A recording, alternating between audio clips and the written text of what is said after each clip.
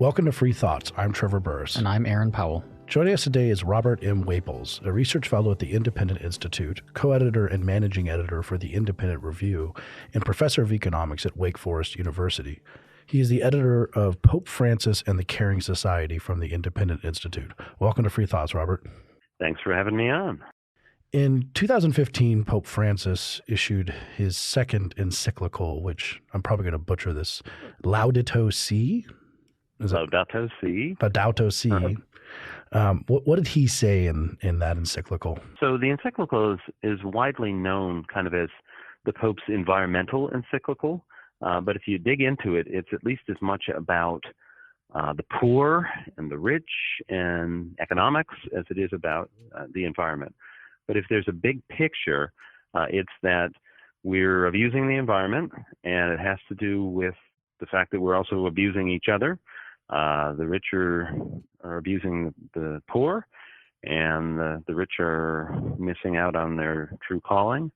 And in the process, the environment is turning into a giant pile of filth. So that's kind of the brass knuckles picture. So before we dig into your critique of the Pope's views on these matters, I want to ask a dumb, non-Catholic question, yes. which is, what is an encyclical? Yeah, so an encyclical is like this document that is meant to be read, especially by other people in the church, but also by the laity and people outside the church, as kind of a position paper, if you will. This is what follows in a long train of ones on social teaching. They date back to the late 1800s. Rerum Novarum in 1890 is kind of considered the first one of those. And this follows in that tradition where we're trying to explain to society what problems are and think about how we can turn our lives around and help solve them. I know that in Catholicism there's a lot of distinction between official church doctrine and are these official church doctrine? Is that the Pope speaking as the conduit of God, or I don't know the right term? Yeah, he's definitely speaking from his position of authority as the Pope. You have probably heard of this Catholic teaching of papal infallibility. That is a doctrine that says the Pope can speak with infallibility on matters of faith and morals. And that's actually only been officially said once by a pope since that doctrine came around, that this is an infallible teaching. So this encyclical is not meant to be an infallible teaching. In fact, it's much more meant to be a dialogue. He uses the term dialogue in there something like 20 times. And basically he wants to dialogue with everyone in the world, all the faithful, on these issues. Does that mean that as a Catholic, is he trying to open up a dialogue with other Catholics who might disagree with him? Is it an invitation to say, here's what I think, but within the broader Catholic community, there might be disagreement? Actually, I think what he's trying to do is not aim so much about disagreements, but actually finding common ground among Catholics, but also people of all faiths and non-faiths. There's a train of these, as you mentioned, going back to 1891. And was this one unique in its positions on markets and environmentalism? What did, for example, John Paul II or Benedict, did it diverge from those? And so it's unique, I think, in that it's focusing to such a degree on environmental questions. But it is in a very long and broad tradition of Catholic social teachings on issues like this, and a set of teachings that goes back, through the Middle Ages and all the way back to, Christ a couple thousand years ago. And so if you look at that long tradition of social teachings, it's, I guess the best word is it's broad, right? And it isn't a set of strictures that, the economy must be set up exactly this way. No, it's a overriding set of principles about how human action should be. And then we can kind of try to, we are gifted with the ability and the duty of trying to live out those teachings in setting up our lives and setting up our own societies. And so that tradition is broad enough so that at one point, it was okay with monarchies, and it's also okay with democracy. In recent years, it's kind of said, democracy is the way you should go. It's also historically been moving over toward the direction of close to socialism, but not socialism, and in other times closer to freer market capitalism. And you mentioned Pope John Paul II, and I think if you read his encyclicals, you'll get over toward the side of the river that's toward freer market capitalism being something that really, really works well.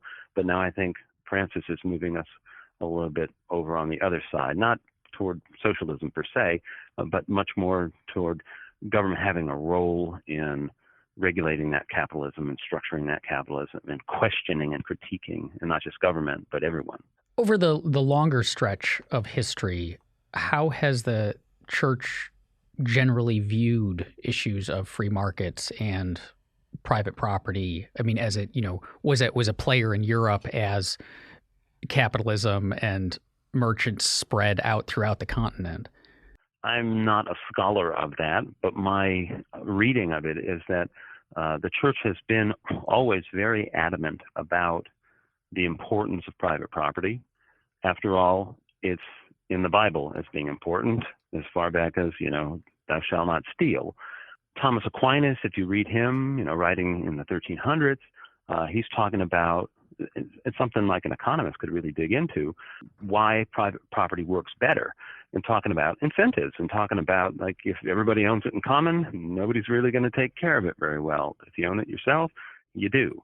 In that encyclical I mentioned, Rerum Novarum from 1890, the Pope goes as far as to say that private property is inviolable. He doesn't mean no strings attached, that private property doesn't have to answer to anybody, but he's basically saying that you just can't steal people's property from them. And he was pretty strong in denouncing socialism. And part of the dialogue nature of Pope Francis's encyclical, that then you put together this edited volume of people entering into that dialogue on different issues. But I mean, most of it is highly critical. One of the contributors, Andrew M. Ungert, I think is probably how you say it. I thought his line he had differentiated it from other encyclicals in this way. He wrote, "I know of no other social encyclical going back to Rerum Novarum by Leo XIII in 1891, in which the truthfulness and motives of any party were questioned as relentlessly as the honesty of businesses and market advocates is impugned here." Does it have that? I haven't read the encyclical, but does it have that sort of, not just saying markets are bad, but going after the people who advocate and work in markets or build them? I think that's a pretty fair summary, that it shows a hostility that hasn't been shown in earlier ones, but it's not overboard.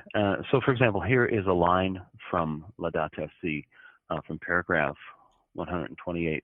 It says, "Business is a noble vocation directed to producing wealth and improving our world.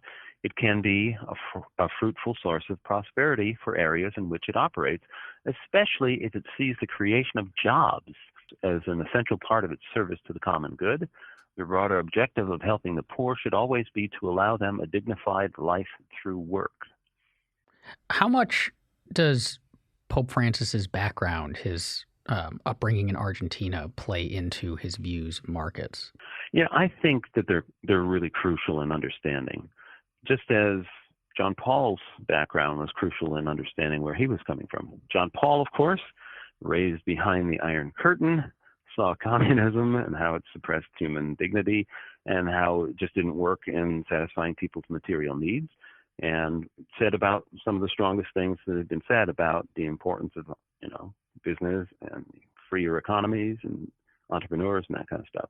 But of course, Francis was raised in Argentina, and if you want to kind of look at the 20th century's most dismal economic performance, right?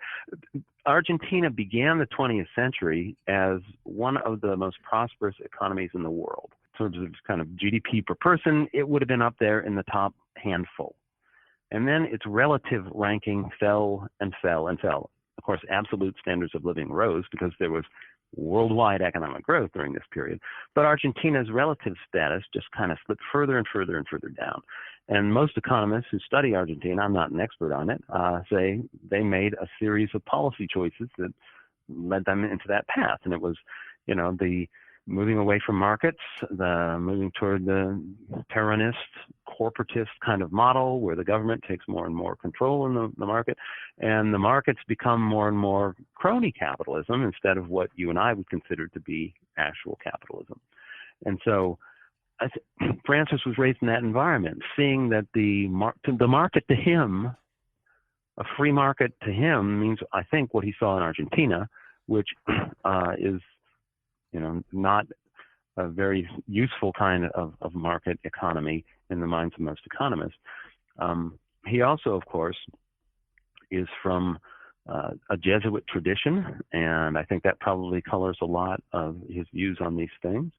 And there's a quote that I give in my introduction that he says something to the effect of he developed an allergy for all things economics that he got from his father, who was an overworked accountant.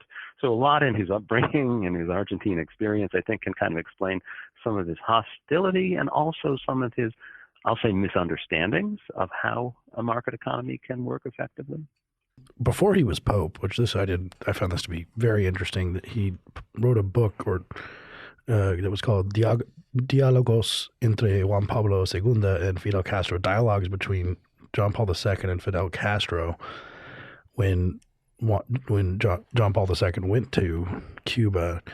And in that he wrote, "No one can accept the precepts of neoliberalism and consider themselves Christian," which is a pretty big, strong condemnation of that is a very, and so I think that when he says that, or when somebody on the left says that, they just have a different picture of what neoliberalism means than somebody who's more a fan of free markets.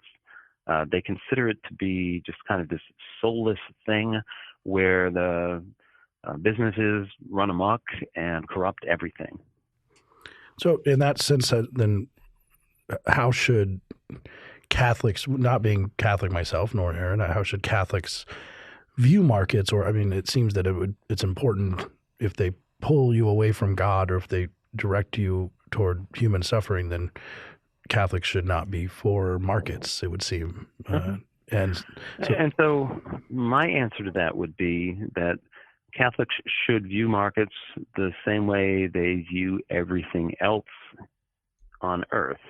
And that is something temporary that is going to be there to either help or hinder us in the longer term goal, of course, which is eternal, which is, getting to know and love God and to love your neighbor as you love yourself.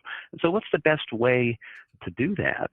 Does capitalism have a good track record in getting us to know and love God better and getting us to love our neighbor better? And so the first one is it's hard to answer, but I'm going to return to that. But the second one, I think most people who are fans of free markets would say, in fact, well, look at the track record of capitalism. It's pretty good at people trading with each other, giving mutual gains to those trades. And so as I'm pursuing my quote-unquote self-interest, in the same time, I'm actually helping my neighbor. And so we can grow prosperous together, unlike happened before societies adopted the kind of capitalism that we have today. Does it matter? Does that make sense? Yes, but the motivations, does that matter? I mean, that's a big part of looking at actions and deciding whether or not they're good. I think in the Catholic tradition, so if someone is pursuing profits, it's not from the benevolence of the and then Adam Smith, it's not from the benevolence of the butcher or the baker. Is that problematic? If it directs you toward bad things. They see it as problematic, but again, there's a very broad Catholic tradition that doesn't see it as problematic at all. And so I have not read the dialogues between John Paul and Fidel Castro and seen what was said in that.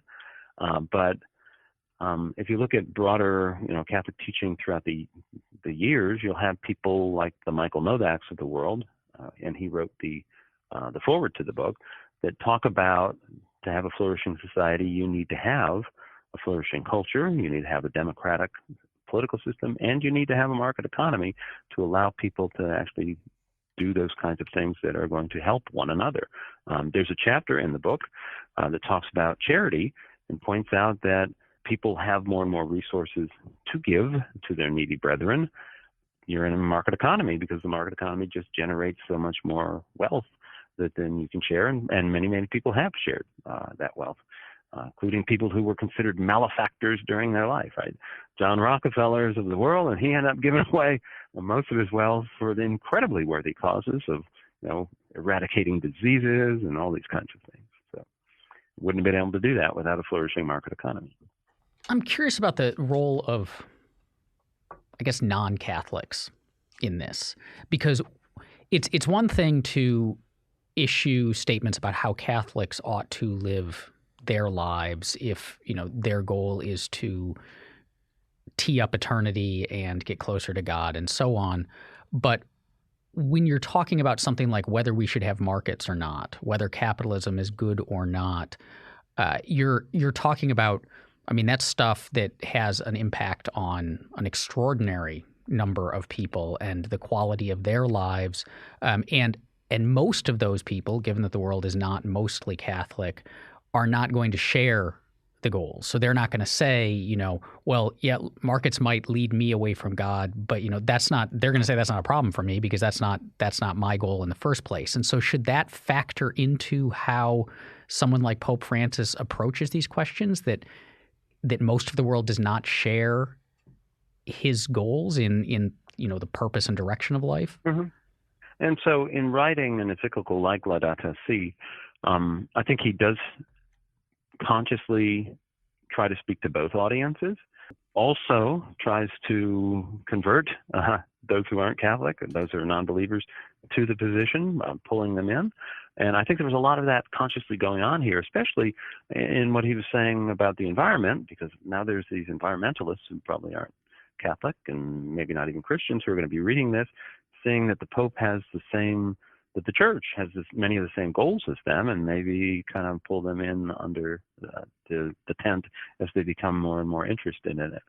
But going back to your question, one of the things you said about, might not share the same goals. And I think that almost everyone around the world, whatever faith they are, shares a goal of eradicating absolute poverty. Sure. Right? Or a goal of, allowing people to be prosperous enough to lead flourishing lives. And so he definitely shares that goal. I think any reader of that will share the goal. And so then the debate becomes, well, what's the best way to eradicate poverty? And I think the economists that we had in our symposium mentioned that the Pope has a number of blind spots in this area and continues to, at least rhetorically, say that absolute poverty is on the rise, when in fact the numbers strongly suggest that it's on the decline, and that we as economists have had lots and lots of research papers and books written that show that there's a link between freer market economies and that elimination of poverty, that a free market is one of the things that is going to be most strongly correlated with generating all that kind of wealth. But actually, let me go back to the other part of your question, which was, what if you don't share the Pope's view at all about, that first goal, which is to know and love God? I guess the key point there is that the Pope is arguing, and so let's see how you respond to this argument. The Pope is arguing that in many ways capitalism for the rich has been a victim of its own success, in that it's generated so much prosperity that the rich, and that would include probably most people in this country by world standards, has been so successful that the rich just kind of get sucked up into what he calls this whirlwind of consumption. And all they're doing is leading these lives of frantic consumption. Got to buy this and get it and get rid of it and buy the latest, newest thing. And that is distracting. Those lesser lights are distracting people from the true light, the light of the Trinity. If I was personally responding to that, I guess I would take two approaches. The first would be to say, well, if they don't share his view that the true light is the Trinity, then that objection is not going to carry much weight. But the second one on the former point of they're bound up in consumerism and that is somehow a less fulfilling, less virtuous life. I'm in general skeptical of those kinds of arguments. Like we like to say consumerism, but I think a lot of people who are critical of consumerism don't really have a clear handle on what they mean. They generally, I think what people tend to mean, critics of consumerism tend to mean is there are people out there buying things that I personally am not interested in. So it's, when with the person who buys hundreds and hundreds of records, you're looking at me. I'm looking at Trevor, or I'll keep looking at Trevor, buys lots of guitars and guitar pedals. They find that fulfilling in the same way as the person who buys lots of books. But to the outsider, that's just consumerism. He can't stop buying the records. It's like consumed his life, and it's all and that's interesting. Consumerism consumes. Yes. Right? So the Pope talks about this almost as an addiction that we have, and that we just can't turn away from it.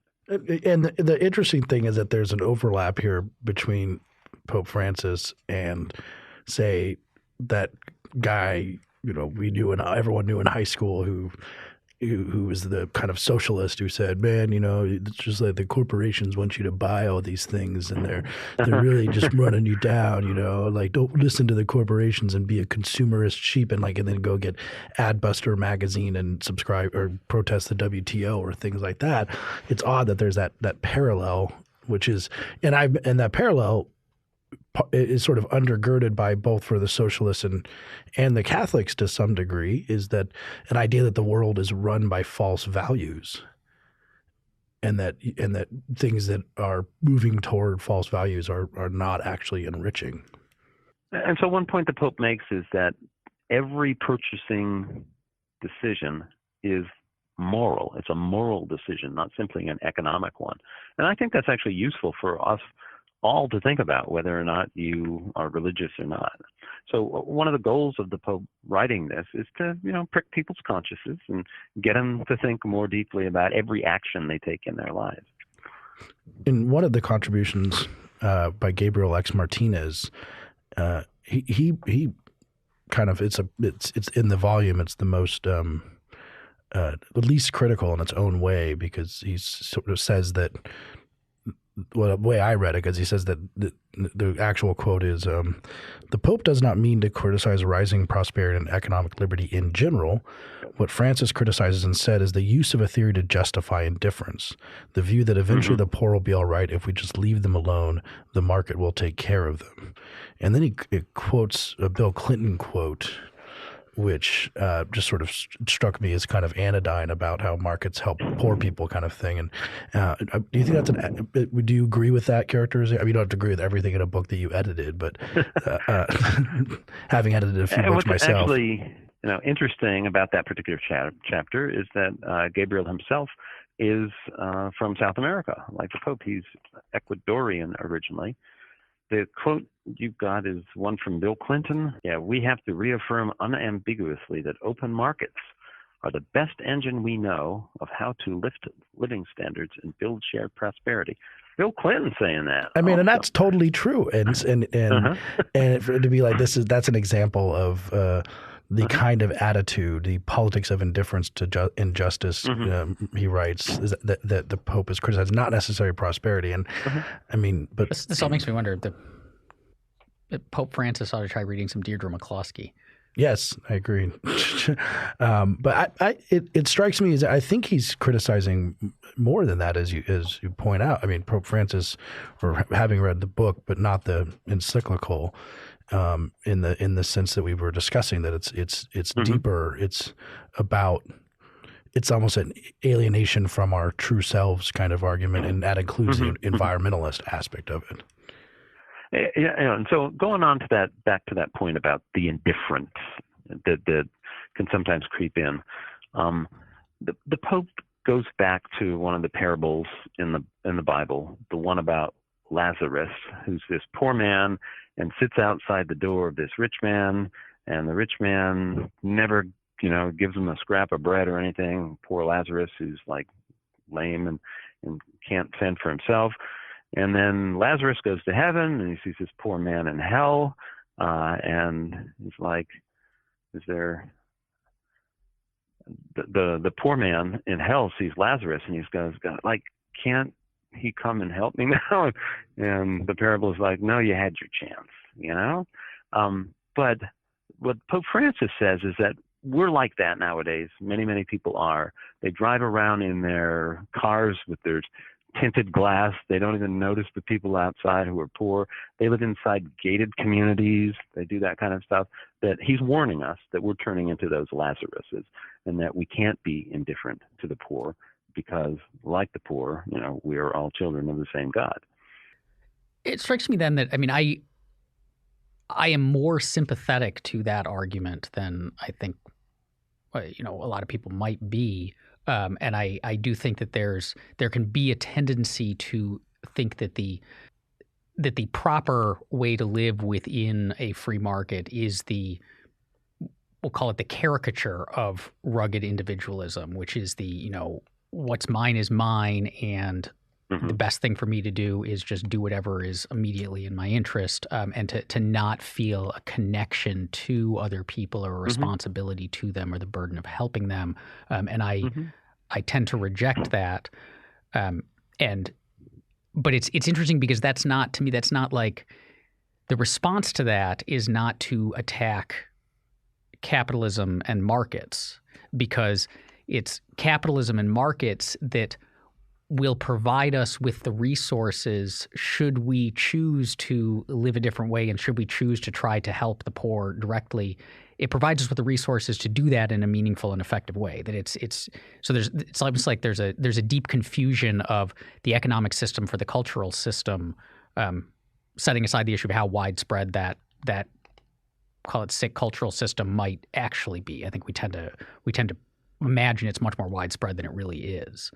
And so many of the authors in the book, as you know, rightly make a point very similar to that and say that, hey, Pope Francis, you're missing the fact that this economic system we've set up has benefited the poor immensely. It's allowed us not only to benefit them through just their economic interchanges with everyone else and earning higher wages, but also if they are truly needy and they're this person who just could not fend for themselves, we're wealthy enough now to take care of people like that, and we have an immense amount of charity that we do our successful people in the economy. The Pope, though, would go one step further, and he would say, that's not enough. It's, money isn't the only part of the issue. He uses this word frequently of encounter, that we need to encounter each other. We need to encounter people who are on the margins of society and just be physically close to them. Talk to them, live with them, let them know we care about them, let them get to know us, let us get to know them, so that we have this kind of sympathy for one another. And so much in our modern society and our capitalist system kind of breaks down that. Yeah, it's interesting because there's a parallel there to Herbert Spencer, which I imagine that Pope Francis would not think himself a fan of Herbert Spencer. But that kind of goes to the question of when Herbert Spencer is criticizing forced charity, that the biggest thing you're missing in forced charity is the actual care and interaction with. There's a part in I think Social Statics where he talks about how much forced charity will sap the soul, and someone like a Ebenezer Scrooge walking past will say, I gave at the office, are there no workhouses, kind of thing, as opposed to actually looking people in the eye and giving charity. So how should, in that light, Catholics view forced redistribution as a method of quote unquote charity? Yeah, and that's a very good question. And again, I think there's a wide range of opinion. There are people who lean toward the more libertarian end of Catholicism, and they go that, if the government's pointing a gun at my head and saying, fork this money over or else, and the welfare state, that's not real charity. The only real charity is if I'm doing it myself. But then, of course, there's many over on the other side who go, no, that is a legitimate form of charity. So I think a lot of debate about that. And of course, the Pope would be over on that other side, where he seems to be quite a proponent of the welfare state, and I think an expanded welfare state, and even maybe in globalization of such things. In terms of the environment, there's a chapter in the book about why Pope Francis is mischaracterizes the effects of markets on the environment. Where does he go wrong in that? Yeah, and I think our main point of not just that chapter, but other authors in the book, is that, again, a blind spot of the Pope is that he just doesn't understand how property rights can be so crucial in solving economic problems. In fact, there's many economists I know who say that any environmental problem you have is due to a failure of property rights, right?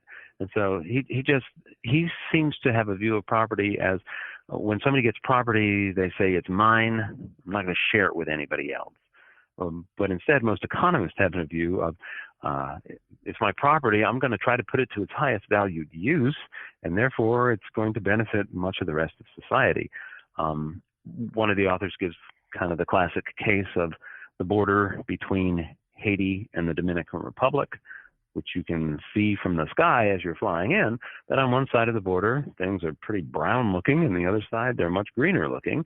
And it's over in Haiti, where there's been lots of corrupt governments for many generations and very, very insecure property rights, that people knew that if I've got something valuable on my land, some trees, might be that some friend of the government that comes and just cuts them down. And so I'm going to cut them down before they get a chance to. On the other side, where we got the secure property rights, I know that nobody can get away with that. And so I'm going to husband my resources. I'm going to nurture them. And, the value will continue to be there rather than turn into one of these tragedies of the commons. And so, a really important message about what property rights mean and how they get people to look toward the future and the conservation of their resources just seems to be missing in so much. The insights of, someone like Eleanor Ostrom just seem to be missing in Laudato Si and the Pope's vision of these things. You mentioned earlier that there's the argument that, every purchase is to some extent a moral choice, and that morality plays a large role in the decisions and how we should approach things and how we should think about things and what we should aim at. And so given not just the errors in the reasoning here, or the lack of knowledge about, there's actual evidence and studies and lots of scholarship on these questions, and that should have informed what he wrote, but also that the very areas of the world that are most Catholic, that have, where the people are going to be most inclined to listen to what he has to say about markets and capitalism and the environment and so on, are those areas that are most desperate for and in most need of free markets and capitalism. They're the areas that have been most damaged by the lack of it. So throughout South America, for example, and so what obligation is there for, like, the moral obligation to get this stuff right on his part? Well, very well put, just as you said, every consumption decision is a moral decision, but also our decisions about what to learn and what to pay attention to are moral decisions. And I think you're entirely right that he could have listened to some other voices when he was putting together this encyclical. And if you look at some of the, popes have all these advisory boards on science, on, all this, that kind of, and they have the economists on their advisory boards. And so they're historically, people like Gary Becker have been on these advisory boards. But I think that this particular pope I don't know exactly who's on his board at this point, and so whoever he's listening to just isn't getting the message that most economists understand so well across to him. In your introduction, you sketch out how Pope Francis, due to his views about the harms of consumption has to be kind of pushing back or worrying against some fundamental assumptions of economics, especially the one that consumption, when consumption is undertaken freely, both people are better off, and that even occurs up the curve. More good is always better in the non-satiation. But you kind of seem you seem non-committal on whether or not that might be true, is the way I read it. You don't actually come out. I mean, they said this. You describe Pope Francis's views, but could it be possible that our views of non-satiation are incorrect in some way? Yeah, and so I will put my opinion on the line here, and that is that I do agree with the Pope on this, that the well-being can and often does go down when consumption gets too high.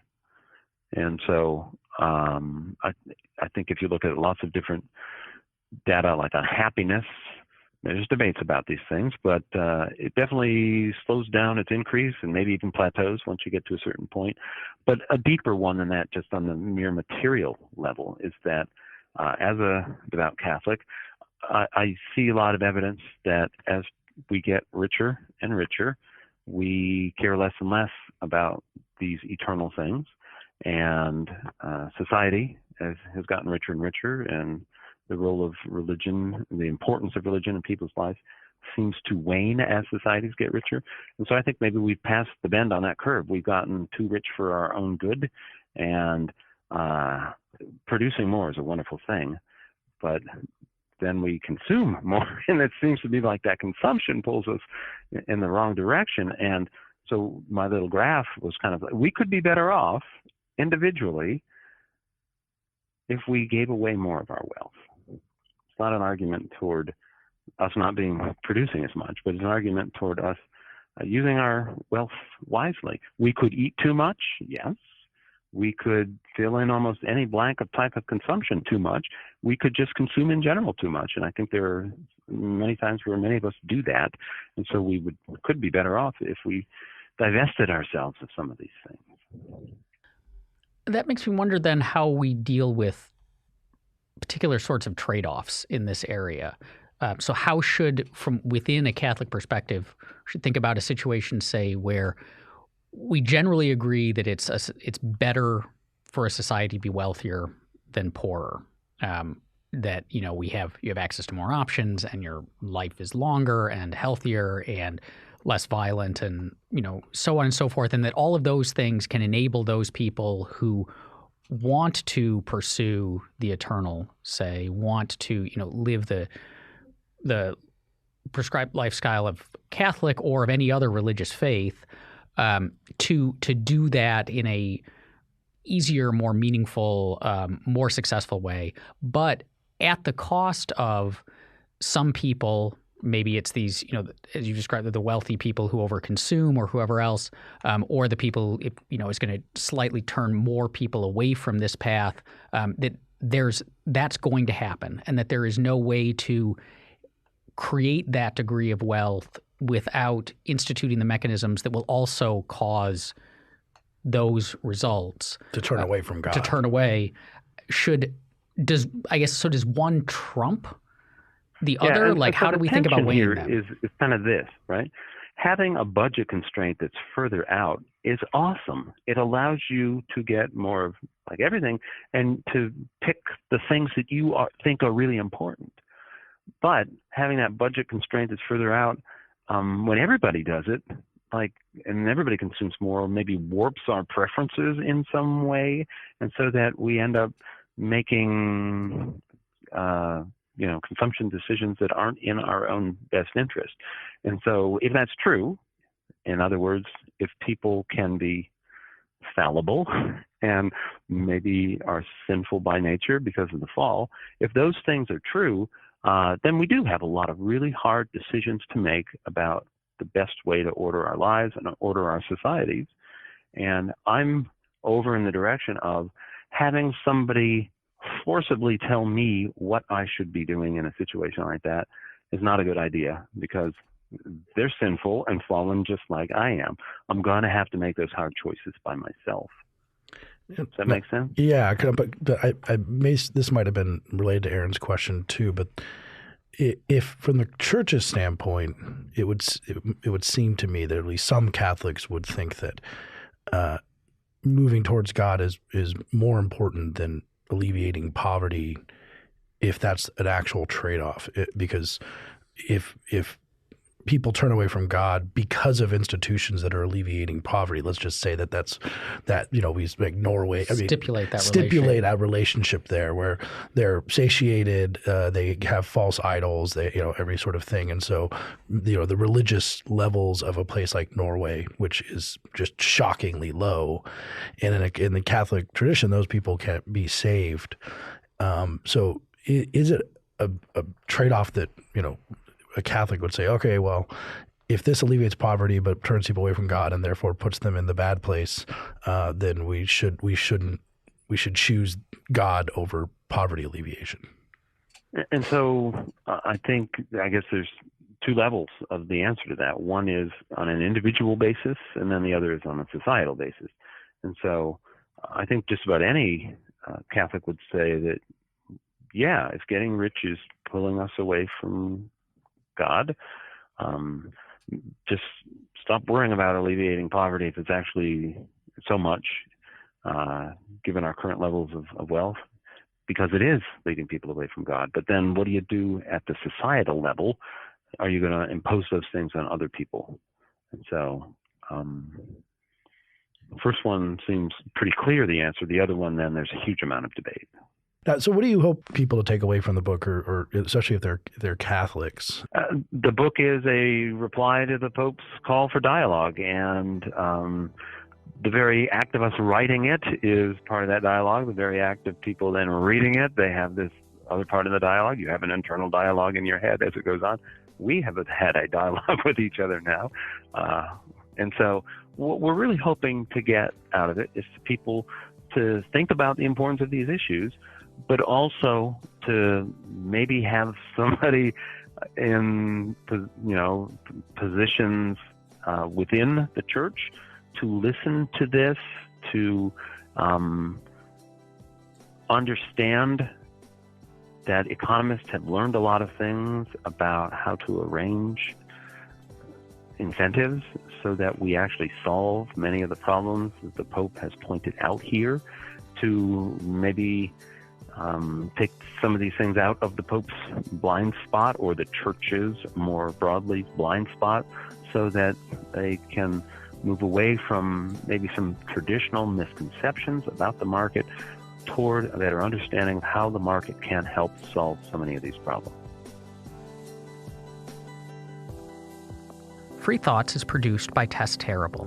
If you enjoyed today's show, please rate and review us on iTunes. And if you'd like to learn more about libertarianism, find us on the web at www.libertarianism.org.